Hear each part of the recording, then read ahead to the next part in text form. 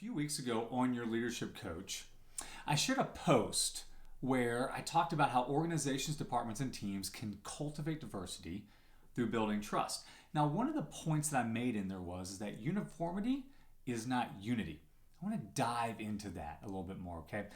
Every organization, every leader wants unity on their teams and with their employees. But the issue that I see as I get to work with lots of organizations or managers is that I see too many managers like striving and cultivating uniformity. Right. Meaning that they promote and they even reward kind of the same type of thinking, right? People look the same, they act the same. Now, here's why I think organizations and managers do that. One, it's easy. Right. It's easy to see quote unquote excellence when everybody's just kind of acting the same, if you will.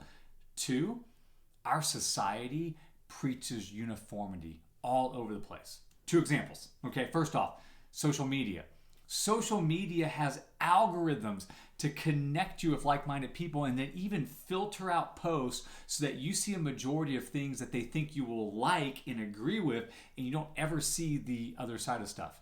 Another industry, politics, promotes uniformity. And this happens on both sides of the aisle, right. Republicans say you have to agree with everything, right, within their platform and their issues. And then Democrats do the same thing. You have to agree with every single thing we're promoting. Well, what if I agree with this, but I agree with this over here? You see, it promotes uniformity, okay? You see, the problem is that uniformity, it does not lead to unity. You know what it leads to? Lemmings. Right now, I just dated myself a little bit, so if you were born in the 90s or later, then you might not get that reference, but there used to be this video game called Lemmings, right? And you had all these little creatures that were lemmings, and there would be these obstacles, and you have to like move the leader because they all just blindly followed the leader. And so if one lemming fell into the pit, guess what? All the other lemmings would go there. It's just blindly following stuff.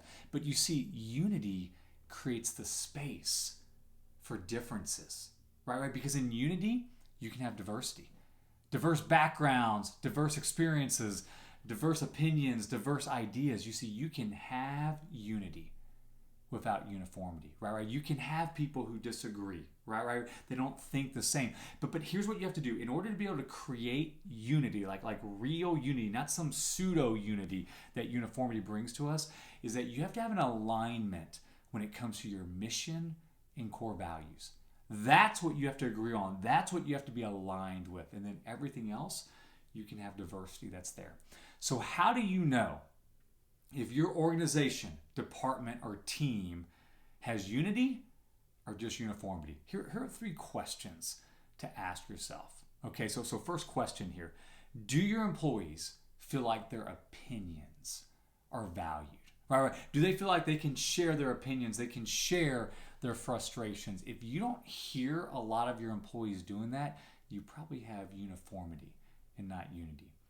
Second question when it comes to our game plan, okay? Do your employees give consistent feedback to their supervisors and managers? I know a lot of organizations where feedback is always given top down. Honestly, you probably have uniformity in those cases. But if you have an organization where employees, they feel the freedom to be able to give feedback up, then you might be closer to unity. Final question, okay? Is there a robust discussion and even disagreement in your team meetings? If there is not, if it's just the person running the meeting and everybody else is saying yes, you have a bunch of yes people, you probably have uniformity and not unity. Well, let me leave you with our tweetable lesson, okay? Uniformity leads to robots, but unity leads to individuals.